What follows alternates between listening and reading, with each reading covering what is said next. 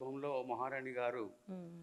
ఈ టెంపుల్‌ను గద్దాల మనకు ఎవరైతే సరిపోతారనే ఆలోచన సంవత్సరారెడ్డి గారిని హ్మ్. పిలిపించి ఆలోచన చేసినప్పుడు, ఒక రాఘవేంద్ర స్వామి మఠం వాళ్ళు మాత్రమే దీన్ని చేయగలుగుతారు, చూడగలుగుతారు. హ్మ్. వేరోళ్ళకి చేత కాదని చెప్పినప్పుడు హ్మ్. మమ్మల్ని పిలిపించి అడిగారు. అడిగితే నేను ఇమ్మీడియేట్‌గా స్వామీజీకి హ్మ్. మాట్లాడిచ్చాను. యాక్సెప్ట్ చేశారు. ఇమ్మీడియేట్‌గా తీసుకుపోయి ఇక్కడ దానపత్రం రాయించారు. హుహు. ఇక్కడ హైదరాబాద్‌లో హ్మ్. మేడం వచ్చారు. స్వామీజీ వచ్చారు.